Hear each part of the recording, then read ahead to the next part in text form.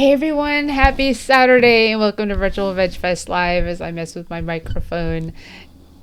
We're really glad you're here. It's been a really interesting day for me because I'm going from hanging out with like 60 plus children via Zoom to my live talk about yoga and adults. So I'm really glad that you're here. So let's say thank you to the Plant Based Network for sponsoring Virtual Veg Fest. And I see we still have livingwithharmony.org down in my little ticker. So let's just say thank you to them for sponsoring the Dr. McDougall talk last weekend. And of course, Hodo Foods, thank you for sponsoring Virtual Veg Fest in March. And Cinnaholic is going to be sponsoring Virtual Veg Fest Live for April. Why Cinnaholic? Because they have joined our monthly prize packages that we're sending out. We will now have 5 people in the month of April who will win prizes. And how do you do that? You go to virtualvegfest.com and click the contest tab and enter to win. And you can do something as simple as subscribing to Virtual Veg Fest through the contest. You'll get 25 entries if you subscribe to Virtual Veg Fest through the contest. 25 entries to win one of 5 prize packs from Hodo Foods, Crofters Organics, Orgain, Follow Your Heart, and now Cinnaholic. Cinnaholic is donating a $50 gift card for your prize, and the winner will just need to live near a Cinnaholic. So, outside of that, we're going world peace yoga, which I'm excited about because I've taken up yoga in the past year. It's been a COVID thing for me, and I now do yoga 5 times a week. And I love it. I feel like everyone needs to do yoga. We're actually going to add a yoga piece to Virtual Veg Fest Live. And that'll hopefully be happening, I think, May. So it'll be like a 20-minute start your day type thing. And I feel like if everyone did yoga, just like I feel like if everyone got massages, we live in a much happier world. So on that note, if you have any questions or you have any comments, to put them in a little box and we'll definitely address them. And Anna Ferguson is with us today, co-creator of World Peace Yoga. Hey, welcome. Thank you so much for having me. Yeah, shout out to Plant Based Network and love the work you're doing with the Virtual Veg Fest. It's great to be with you. Well, thank you so much. And also thank you for being a part of the Raw Food Yoga Retreat as one of our yoga instructors. And you were a big part of that because you did a class each day. And where did you fly to on Sunday? What's that? Where did you fly to after the event? Because you were getting on a plane on Sunday, right? You went away? Oh, I was preparing for a trip out of town. Yeah. Yeah. Did you go anywhere good?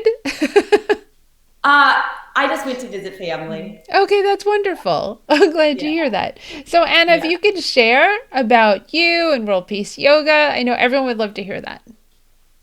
Yeah. So a little bit about, well, I guess I could start by sharing a bit about my um, yoga and veg journey. They collided a bit. Um, so, a friend of mine in college introduced me to uh, vegetarianism. She was my roommate and was just exploring with a vegetarian diet, mainly for health reasons. And I, of course, had the typical objections to it and really questioned her decision to do this, um, and even amidst my objections, the common ones like where do you get your protein and all the things that we typically hear. There was something about her that shifted through her diet that I noticed. She seemed calmer, less stressed. Her skin seemed to glow a little bit more. She seemed happier. And so even though I had all these objections, I thought, well, this is interesting, and uh, I'd like to be healthier. So I think I might just try this out. And so I decided to just eliminate meat from my diet, and just started just going through that exploration, mainly for health reasons, to feel good. And right around that same time, my sister, Amy, was home. At the time, she was living in New York, and I was in college at the University of Cincinnati. And she was home visiting, and a friend of hers gave her this power yoga video, and we practiced it in my parents' basement. And we did not get through the video. It did not interest me. It was challenging. It was hard to learn from like being completely new to yoga to like pop in a power yoga DVD. Having no experience was pretty challenging. So I think I made it like 15 or 20 minutes into it and was like, I'm done. I'm going to go upstairs. And I think my sister went on a little bit longer. But a few weeks after that, my same friend that introduced me to vegetarianism asked, do you want to go take a yoga class? So we went and took a yoga class at a local studio here in Cincinnati. And I just fell in love with the practice. And it was a challenging class, but it was nice to be with other people, to get instruction.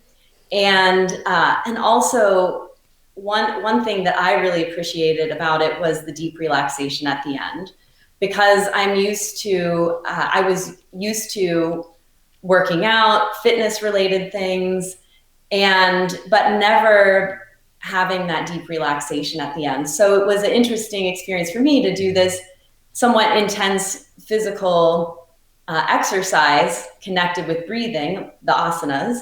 And then at the end, having this moment to just completely relax and pause. And that pause, I think, is what really turned me on to the practice and why I kept going, because I am such a go, go, go, do person. I think so many of us are now. We're kind of living in a culture where it's almost forced upon us to go, go, go and do. So that pause was really essential for me. And I just started practicing yoga every day after that class, taking classes, working to do it on my own. And it was, that first class just turned me on to yoga. And what I found through practicing yoga, through really even just the physical practice of yoga, because my introduction to yoga was through the physical postures, not through the spirituality or through meditation or things like that. Of course, those are important aspects to me now. But what I found is that even just through the postures and the forms, I was becoming more mindful of my body, of my breath, of how I was feeling when I put certain things into my body. And it was conscious, but also things started to fall away from my diet and lifestyle. So I had already been exploring with not eating animals in terms of flesh, but I was still eating dairy and eggs and cow's milk, whatnot. And what I found is that through going deep into this yoga practice, those things were naturally kind of eliminated. I had less desire for them. I wasn't like, oh, I'm not going to have cow's milk or I'm not going to eat cheese. There was just less of a desire to have those things in my life, just like there was also less of a desire to drink alcohol, less of a desire for other things that really weren't healthy for me. And it wasn't until, so things started to fall away without me being like, oh, I'm going to go vegan, for example. It was more just things started to fall away naturally. And I guess 6 months into my yoga journey, I decided to go a little bit deeper and signed up for a yoga teacher training, not with the intention to teach, but just to deepen my personal practice. And when I did that, I came across a wonderful yoga teacher, Doug Swenson, who is really into raw food and veganism. And he was the first teacher I had that really introduced me to the concept of ahimsa, which is nonviolence, or you could interpret it in the positive as compassion or kindness. And that was bringing things more out of like health and into more of a more spiritual component into why I might practice this lifestyle and really dedicate myself to it versus things falling away. And it was more like, okay, I'm learning about nonviolence, I'm learning about how the conditions animals are in, and not only do I want to feel good myself, I don't want to participate in harming others. And so thanks to Doug, I learned a lot about the philosophy of yoga and how that's connected. And that really gave me a solid reason to stick with it, because I think it's really easy when you do something for health reasons to say, oh, well, I ate really good all day, I'll just eat this, piece of course we can have vegan cake, but let's say I would have this piece of cake that has eggs in it or whatnot, for dessert because I ate, all plant-based up until then. But when you have when I have a solid reason that's beyond me, and that just gave me the motivation and the dedication to really take on fully a vegan lifestyle for compassionate reasons. So yeah, my yoga journey and my vegan journey definitely collided and happened simultaneously in a really beautiful way. I eventually went on to teach yoga. Of course, I'm teaching yoga now. That wasn't my intention when I first signed up for a teacher training, which many people now often sign up for a yoga teacher training for the purpose of deepening their own spiritual practice. And it's a really wonderful way to do that. We have a teacher training program here at World Peace Yoga, and many people participate not with the intention to teach, some with the intention to teach. And it's just a wonderful way to grow spiritually and go deeper into a compassionate lifestyle in all aspects, in thought and word and action. But yeah, as my yoga journey went on, I ended up teaching yoga. I ended up co-founding World Peace Yoga with my dear friend and mentor, Mark Stroud, who's been a vegan chef for over 30 years. And the two of us run the studio here in Cincinnati. And we also we also have a Veg Fest that we do here locally, the Cincy Vegfest. And it's a one-day event with music and food and speakers and yoga, of course, which is a lot of fun. And yeah, that's a little bit about me. And I recently wrote the World Peace Yoga book, and which the subtitle for that is Yoga for People Who Breathe. And that, well, you showed it at the beginning, but so the idea is that really yoga is for everyone. Oftentimes people think of yoga as contortion or putting your leg behind your head, but in reality, anyone who is being mindful is practicing yoga. So for some people, they may never step on a yoga mat and do a yoga pose to practice yoga. For some people, it may be that they choose to consciously eat and choose where they purchase be very mindful of where they purchase their food and how they eat their food and savoring their food. That's just one example of how one might practice yoga. And so there's lots of different ways to engage in this practice and connect. And so this book kind of gives you of course, an introduction to the postures and meditation and breathing and things like that, but also yoga as a lifestyle, and that there's lots of different ways to practice. Yeah, that's pretty awesome because it, so my experience, I think a long time ago when I was living in California, I went to, it was I guess more like a religious type thing, but all vegan, and they had yoga and me being my younger self, I like walked in and laid down because you start by, going into like a more meditative space sometimes, not all the time, but you can. And it didn't jive with me at all. Like sitting still then was just not something that I was a fan of. Sitting still and not doing something else at the same time, right? That was, I moved to California from New York. I was working on slowing down. I hadn't quite yet. So I lived in Northern California. I did learn to slow down. It changed my life. But the yoga thing didn't resonate at all.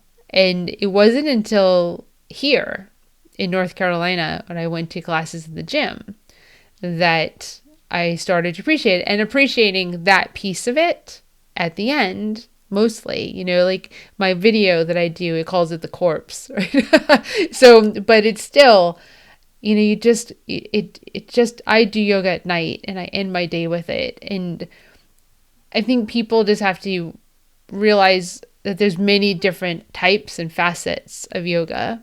Like we were talking before we went live, I like down dog and chair pose and tree pose and, doing those maneuvers going through, and not so much the meditative stay still yoga still for like the whole time or long periods of time. That doesn't resonate with me. Hot yoga, nope, wouldn't be my thing. But I have friends who love hot yoga, love it, love it, love it. Do it, open to studio. Do it every day type thing. And yoga is something you can do every day, and you get strong from doing it. You don't think like, you're like, oh, yoga. Yeah, but I'm planking.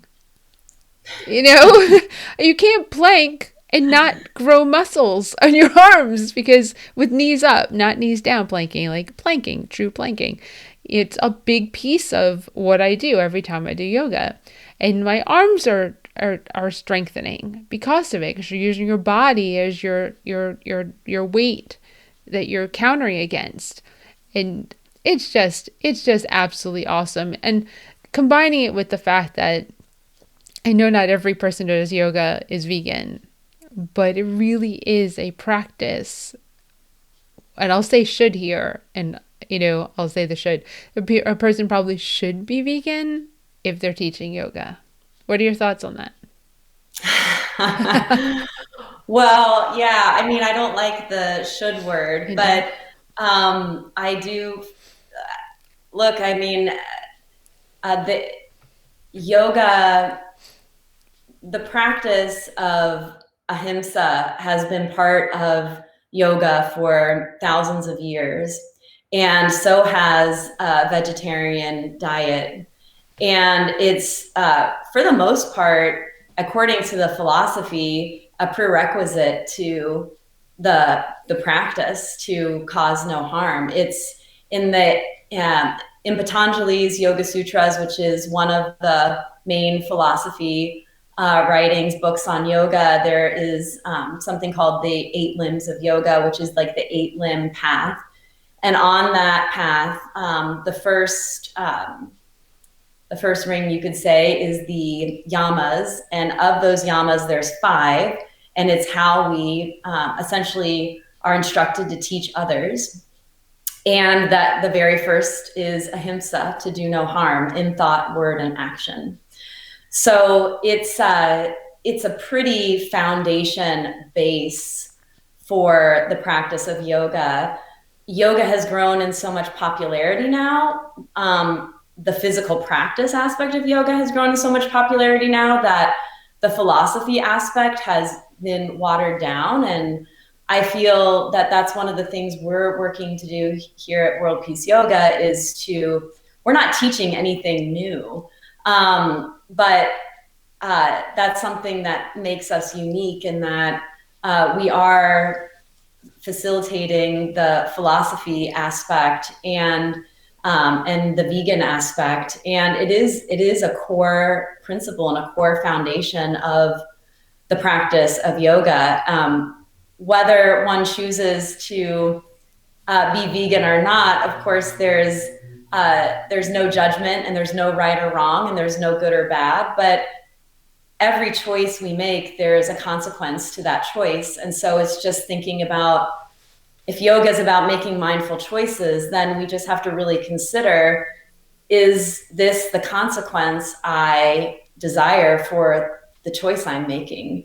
And eating a piece of flesh or drinking the milk that belongs to a baby cow, there's a consequence in that. There's a consequence in how it impacts our own health and vitality, and even energetically, putting harm into our body. We're creating a body out of violence, not to mention cholesterol and fat and things that aren't really healthy for us.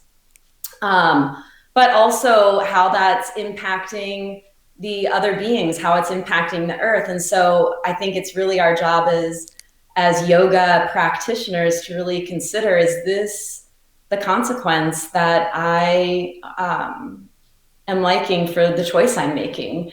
And it's not right or wrong or good or bad, but just there's a consequence. And so it's such a core principle to really consider the consequences of our actions and to make the best possible choice, or to do the least amount of harm. Great answer. And I'm not a fan of should words either, but I had no others at that moment. But it's kind of like what we want to see happen.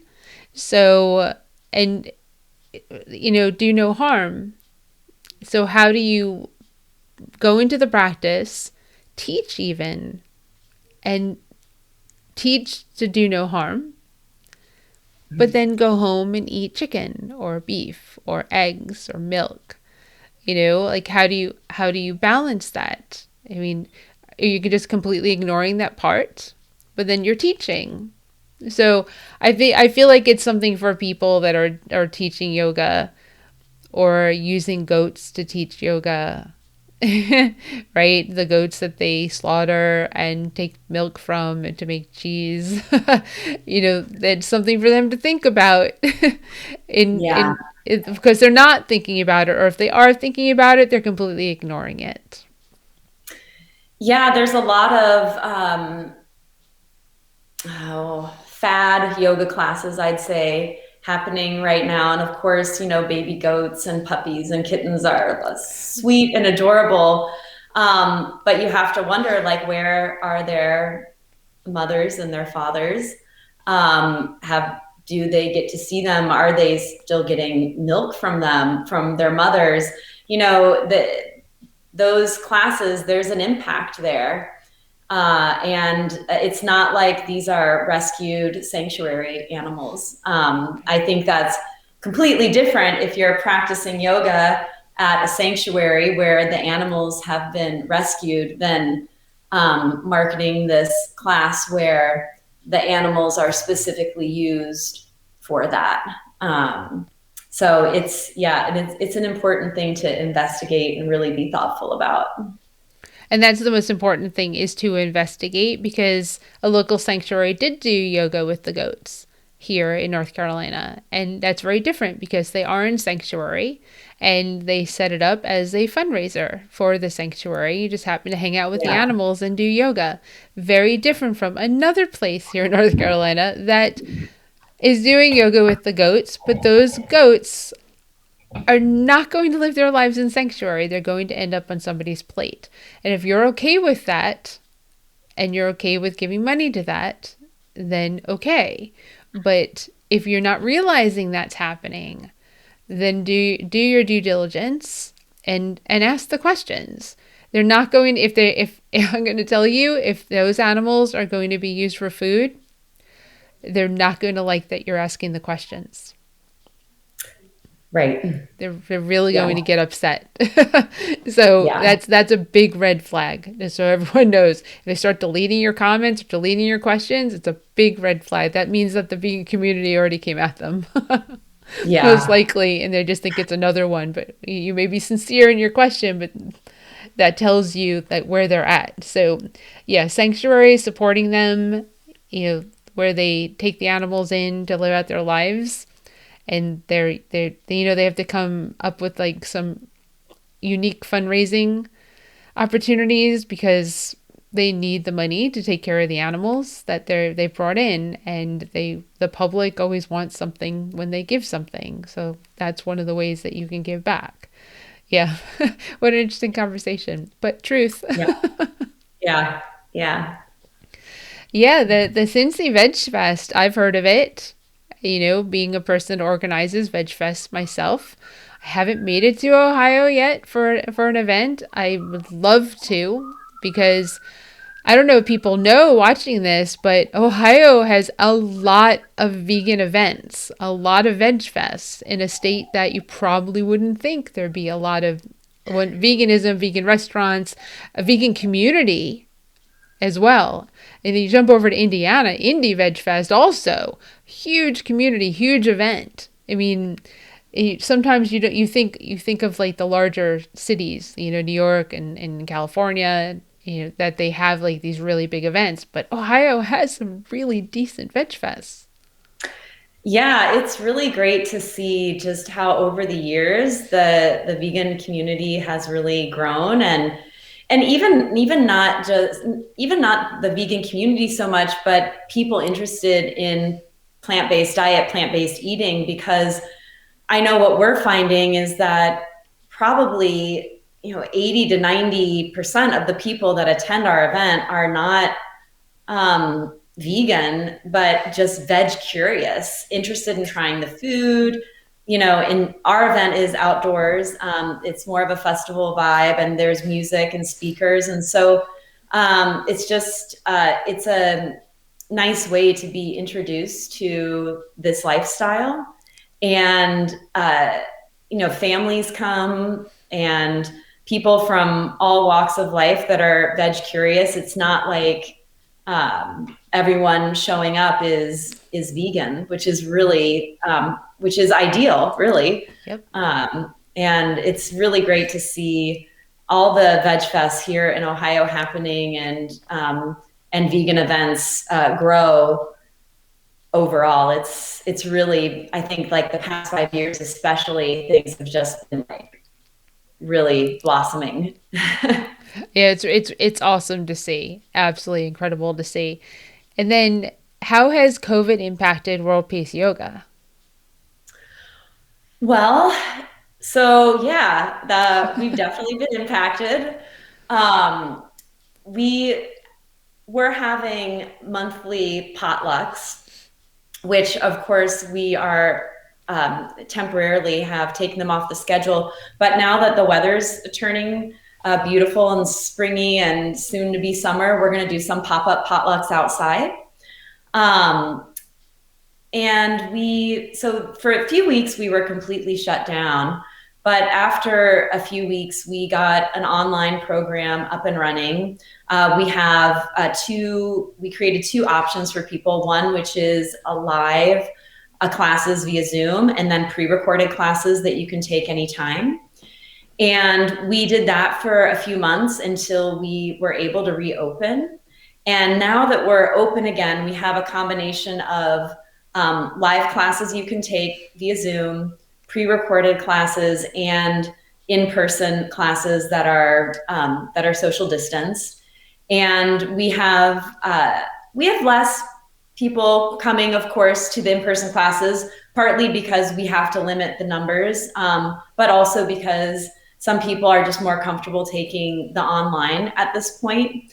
But that was a huge shift for us, was to move into an online program. It's something we'd actually been talking about for years, and COVID kind of forced us into it. So it actually was a positive thing for us, because it was something that went on the back burner that then COVID was the impetus to make it happen. Yeah. So we feel really good about it, and we invested in equipment, sound equipment, and video equipment, lighting, the whole shebang, so that we could have a stellar online program.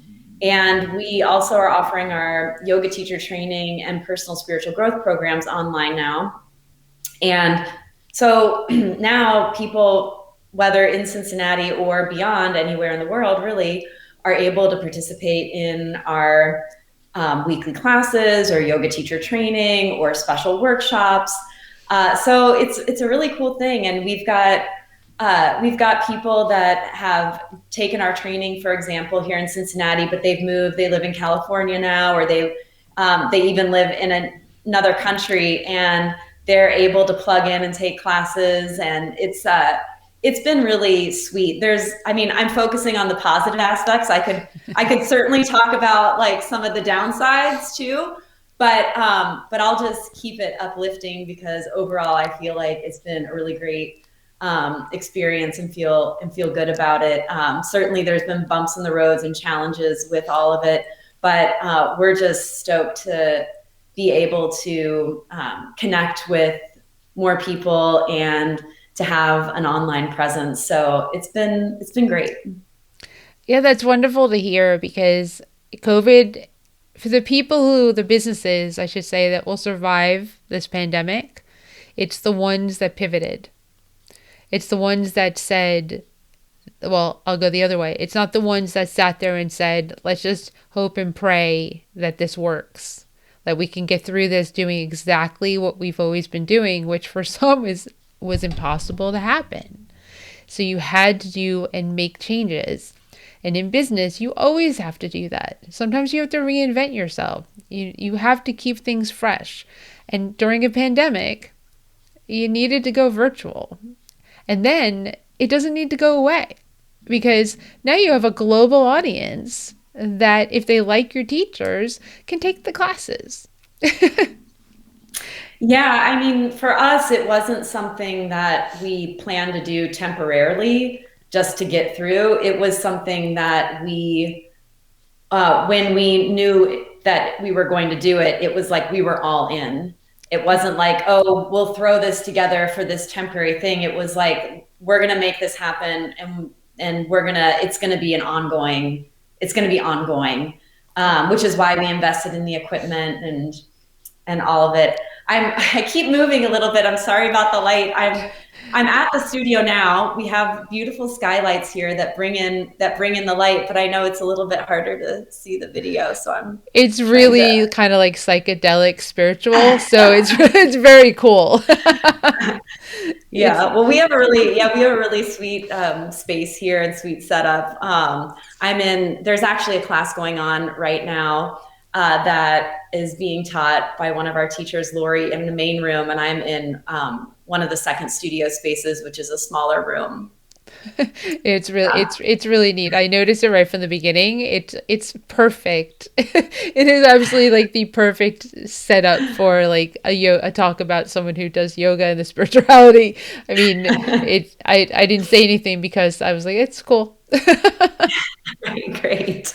Yeah, I mean, yeah, I'm glad, because it wouldn't make sense to invest in, all the equipment and then be like, oh, COVID's over. No, this is just another avenue of business, because no matter how spiritual you are, no matter how much you love yoga, no matter how much you want to change the world to veganism, you're still in business. And that matters. Yeah. So you have to do what's best for that business. And pivoting to virtual, I like the fact that you have pre-recorded classes, that it doesn't necessarily have to be live. So if you love this teacher, that you can do it at midnight. Yeah. Which is cool. Yeah.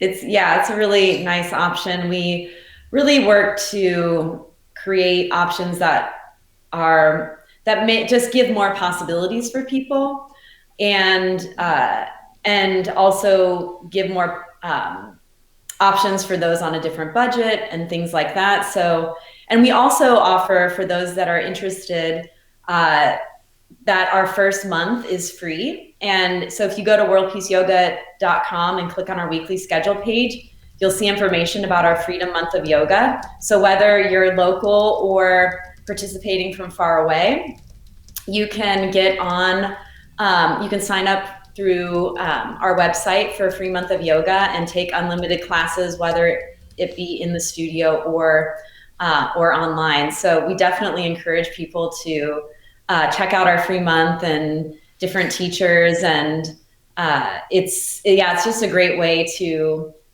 connect. And also, at this time, I mean, I think people are feeling a little bit isolated, and it's a nice way to just be in community with others. And even though you're not, when you're practicing the live class, you're not like physically there with everyone, but it's nice to, the thing I like about the live classes is that you're there live with the teacher, you're able to communicate with the teacher, you're able to see other students, other practitioners, and so it's really wonderful to be guided live and just have that sense of community. So for people that are feeling a bit of isolation, that's a wonderful way to connect and be live with people.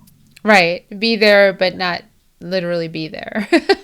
Right. Yeah. It's the way to do it. So I just posted in the comment, not only can you get that free month of yoga, but you have a new teacher class for teacher. People want to teach or deepen their yoga. So spirituality. I'm like completely brain dead at this point. And it starts in May.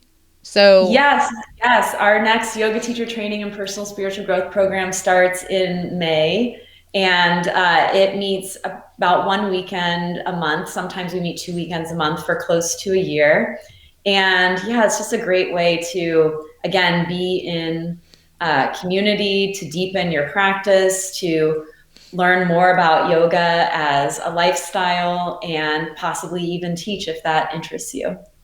I completely misread that when I looked at it. And I guess it's because I skimmed it. I thought it was every weekend. I don't know why. I mean, my reading comprehension clearly was off in reading it because it's not, I didn't read it just once. I read it a couple of times and I looked at the dates and I saw that it went through 2022 and I was like, oh, that's a long time. That's a lot of weekends. And now your email back to me makes sense. Why you were like, well, you can always make one up. And I was like, but it's every weekend. How does someone do that? It's not every weekend. It's one weekend a month. That's Yeah, that's feasible. yeah, I think it's a total of 13 weekends, and so there's a few, maybe 2 or 3 months where there's more than one weekend. But for the most part, it's one weekend a month. Yeah, Yeah. that's doable. Okay. Yeah, the reason my responses must have been so strange. Because Well, and it's I was like, I don't have the time. You're like one weekend a month.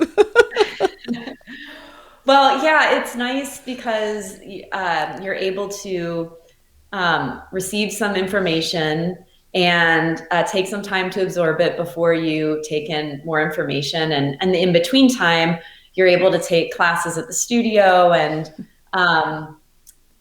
either online or in the studio. So it's just it's a great way to deepen and not have like a huge time commitment. Yeah. No, that maybe we will talk. Yeah, I'd love to. We you can know? we can chat more. We can chat more for Yeah, sure. no, definitely. Well, I mean, thank you so much for joining us. Is there anything else that you want to share with everybody? Because there's a lot going on. But I'm like so thankful for World Peace Yoga and for you. Yeah, I guess I'll just share that in addition to the Cincy Vegfest, that another passion or compassion project is Heart Montessori. And right now, Heart Montessori is serving ages 2.5 to 9 years old, and we're a Montessori school here in Cincinnati, where children learn the core of it is the Montessori method, which if you're not familiar with that, you can look that up as a method of education. So, and within that, children learn about permaculture, growing their own food. We're integrating practices like mindfulness and yoga and meditation. And of course, we serve 100% plant-based diet. And the children often grow and prepare their own food, and food's a big part of it, as well as teaching children empathy and compassion at a young age, as well as techniques to deal with stress at a young age. So the yoga is filtered into this school as well as the compassionate plant-based lifestyle. So definitely, in addition to checking us out at World Peace Yoga, if you're thinking about relocating to Cincinnati and have children, look up Heart Montessori, because we're doing really great work there, and it's a wonderful heartmontessorischool.com is the website. And yeah, we're looking forward to growing. Our intention is to take the school all the way up to high school, and right now we're growing with our current children. And it's been such a gift and wonderful experience. And we this year have a new home, which is a permanent home, our own building to grow the school in the city of Cincinnati. And we will have a garden on site and eventually some rooftop gardens. And it's, yeah, it's just been a real, real gift to be able to serve in that way. And also I have a son who's 6 years old and goes to the school. So I feel really grateful that this is his educational experience. That's fantastic. And that's, I mean, it's in person. Is there any possibility of a virtual model? You know, probably, I don't want to say no because I don't want to limit that possibility, but Montessori is very hands-on and really meant to be in person. We did go virtual last year as a result of COVID, and the teachers made handmade materials for all the children, and we delivered them to their houses.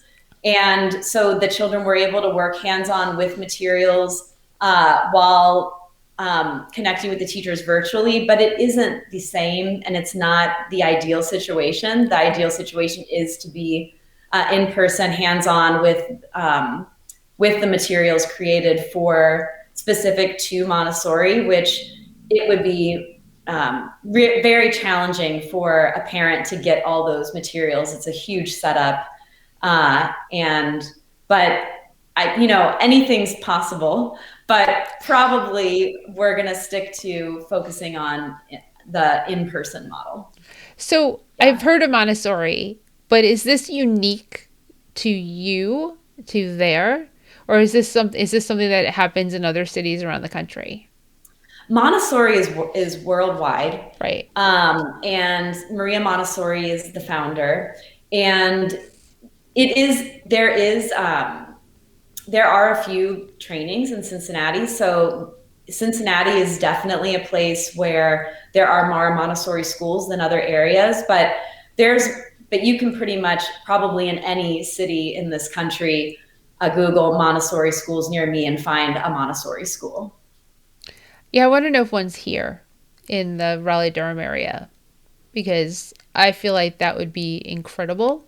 I think it would be incredible in any city, but in the one that I live in, I feel like it would fit in. I think a lot of parents here who are homeschooling might shift over for that case. Yes. Yeah. Yeah. I'm so glad you Yeah. mentioned that. Schooling and education is important to me. I don't have human kids. I have fur kids, but I have a master's in education and school counseling. So the kids matter to me. The children matter a lot, and how they're raised and how they're treated in school, and how important it is to teach kids to where they are and not just teach kids like they're all the same. So that's and not be an authoritarian teacher, but it makes it it's a very difficult job to teach. It makes it even Yeah. harder when you have different learners and you're not Hmm. really taught to teach to all the different learners. You're taught to just teach, and teachers need to teach to their different learners for not a lot of money. And that is and it's a classroom, and I've been in the classroom. It's not easy. You also have to be in shape to teach. You have to be in teacher shape. You're standing all day and you're walking all day, which I don't think people really think about. When you work 9 to 5, you're sitting and you're like, oh, but when you go and you into a school and yeah, your day is shorter because the school day is shorter, but it's longer because they don't stop when they stop during the day. They teach afterwards and before, they're still working. And it's mentally taxing and physically taxing. And you don't really think about that unless you go into a classroom and you teach the same thing all day. You're literally teaching the same thing the only difference is the responses you get from the kids. Same words are coming out of your mouth the whole day. So, and they're doing, as a school counselor, I would go in for like a day or for like a week to do like a lesson and just do it over and over. They're doing that every day, every year. And the only difference is the kids.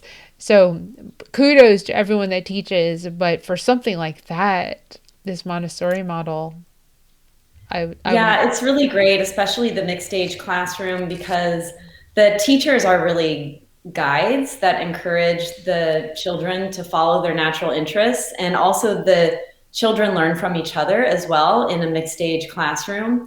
So it's just it's a beautiful method and a great experience. And of course, we feel we're enhancing it by adding the meditation, mindfulness, yoga, permaculture, compassionate plant-based food component to it. yeah, 100% Yeah, agree. I mean, what you're doing for those children is invaluable. yeah. Well, thank you. Oh, you're welcome. I'm so glad you brought that up. I'm so glad I asked. I don't normally ask that question. Is there something else? So clearly there was something that said like today's the day to ask that. Yeah, yeah. So yeah, so Anna, this has been fantastic and you're incredible and everything that you're doing and I'm so glad that I know you. And I don't think I realized that you organized the Cincy Vegfest. Mark Stroud and I are the main organizers, and of course we have lots of people that assist us, Right. and so we're certainly not doing it alone. It's a massive Right. effort, but yeah, yeah. I don't think I knew that. I didn't know that. How did I not know that? That is so cool. If you need any help, you just reach out, right? I am Because happy to do that. because Yes. I've got 7 of them now. Oh, wow. Great. Yeah, because 7 Veg Fest in 3 different states. So I'm always happy to help and assist in any way if I come and MC because I would love that. So Nice. yeah, so Anna, thank you so much for joining me on this. I'm really really glad that you took the time to Yes. do it, and Thank you. I hope you have a fantastic rest of your day. Yeah, you too. Enjoy this beautiful day. I hope to. I want to go Yeah, outside yeah. now. All right, thanks, Yes. Anna. Thank you. All All right, bye. right. Bye. Everyone, thank you so much for joining us for another edition of Virtual Veg Fest Live. I'm really glad that you were here. Remember to wear your mask.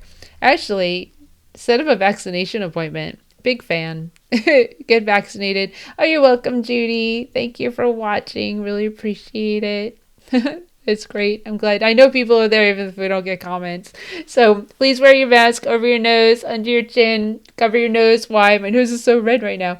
Cover your nose because it's connected to your lungs and this doesn't help if you don't cover your nose. So make sure you cover your nose and you are safe. Social distance.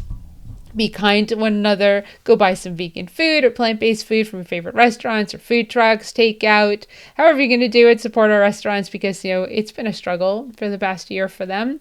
And of course, I have no idea what's happening next week. Let's see. We are back next Thursday Well, Monday and Wednesday, Monday is Fireside Chat with Kimberly at 7 p.m. And then Wednesday is Coach Kayla at 7 p.m., both Eastern Daylight Time. So those are the new shows. And like I said, we're going to add yoga and just don't have that set up yet, but it's coming. But we're going to Nashville on Thursday, and we're going to do a cooking demo with Cotton Branch. I'm sorry, Copper Branch. Cotton Branch is in South Carolina. Copper Branch, because they opened a brand new vegan restaurant, Copper Branch, in Nashville, and they're one of our Veg Fest vendors. So excited about that. And then Randy is joining us from, I got to get her email, from Bohemian Vegan Kitchen. She was going to do a cooking demo. She got nervous, so it's going to be a talk. We're going to learn all about her. And that also is at 4 p.m. Eastern Daylight Time, Thursday and Saturday. And those are our talks for next week. So you probably won't see me outside of Thursday and Saturday because the biggest vegan egg hunt ever, ! Just concluded before this, and it was so much fun. We'll do more kid-friendly events. Make sure to join the plant-based kids club if you have a vegan family or you're aspiring to be one, or plant-based, whatever it is, wherever you are at. Join that. We're going to bring vegan families, plant-based families, or aspiring ones from around the world together to build that community. And I'm super excited about that. As you can tell by me talking about the Montessori stuff, it matters to me that children have a great foundation. And that's what we're going to help do. Well, have a great rest of your day and enjoy your rest of your weekend. And we'll see you next week. Bye.